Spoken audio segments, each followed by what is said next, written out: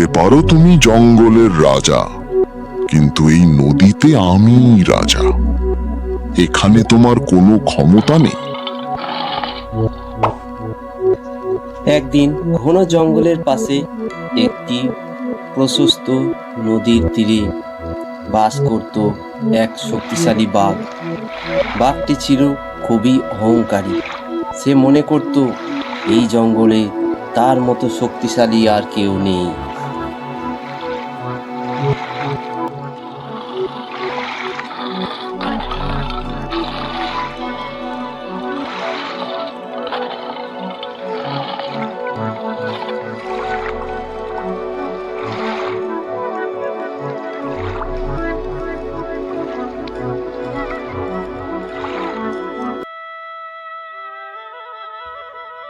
নদীর ওপারে বাস করত এক চতুর কুমির।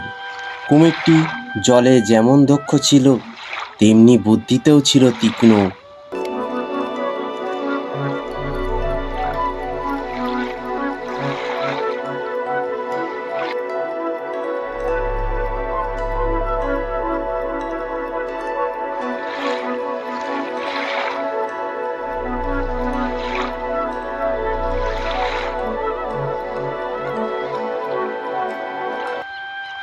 এক গরম দুপুরে বাঘটি নদীর ধারে জল খেতে এলো। জল খেতে খেতে সে নদীর ওপারে কুমিরকে দেখতে পেল। কুমিরটি রোদ পোহাচ্ছিল। বাঘ গর্জন করতে লাগলো। গর্জন করতে করতে বাঘটি বলল, এই কুমির, তুই কি জানিস আমি এই জঙ্গলের রাজা? আমার শক্তির কাছে কেউ টিকতে পারবে না। কুমিরটি এই কথা শুনে সে হাসতে হাসতে বলল, হতে পারো তুমি জঙ্গলের রাজা, কিন্তু এই নদীতে আমি রাজা। এখানে তোমার কোনো ক্ষমতা নেই। বাঘটি কুমিরের কথা শুনে খুব রেগে গেল এবং গর্জন করতে থাকলো।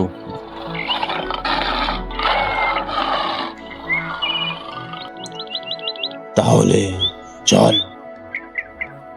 দেখি কে বেশি শক্তিশালী।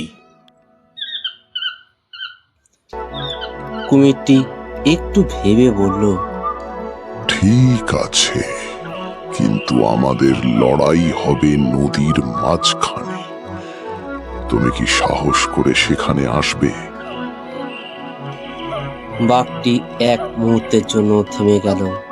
সে জানতো জলে সে তেমন দক্ষ নয়, কিন্তু অহংকারের কারণে সে পিছিয়ে যেতে চাইল না।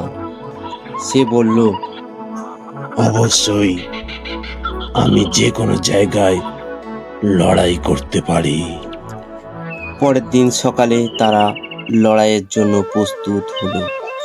বাঘটি নদীতে নামলো, কিন্তু একটু এগোতেই সে বুঝতে পারল যে জলে তার চলাফেরা কঠিন। আর অন্যদিকে কুমিরটি জলে খুব সহজেই চলাফেরা করছিল। এত স্রোতের মধ্যে কুমিরদের সাথে কিভাবে লড়বো? কুমিরটি ধীরে ধীরে বাঘের দিকে এগিয়ে এলো।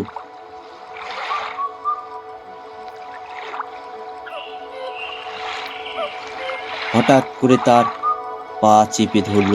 বাঘটি ভয় পেয়ে গেল এবং নিজেকে ছাড়ানোর চেষ্টা করতে লাগলো। অনেক কষ্টে সে কুমিরের মুখ থেকে নিজেকে ছাড়িয়ে তীরে উঠে এলো। তীরে উঠে বাঘটি হাঁপাতে হাঁপাতে বুঝতে পারল, শুধুমাত্র শক্তি থাকলেই সব জায়গায় জয়ী হওয়া যায় না। বুদ্ধি এবং পরিস্থিতি বুঝে কাজ করাও খুব গুরুত্বপূর্ণ। কুমিরটি তখন জলের ভেতর থেকে বলল, দেখলে তো, প্রত্যেকের নিজের নিজের জায়গায় শক্তি থাকে। অহংকার না করে সেটা বুঝতে শেখো। বাঘটি লজ্জা পেল।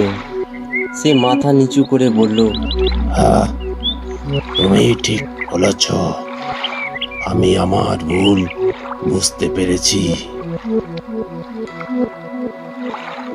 সেই দিন থেকে বাঘটি আর কখনো অহংকার করত না।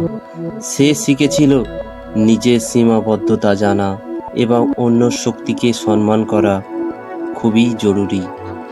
নীতিকথা হলো, অহংকার পতনের মূল, আর বুদ্ধি ও বিনয়ই সত্যিকারের শক্তি।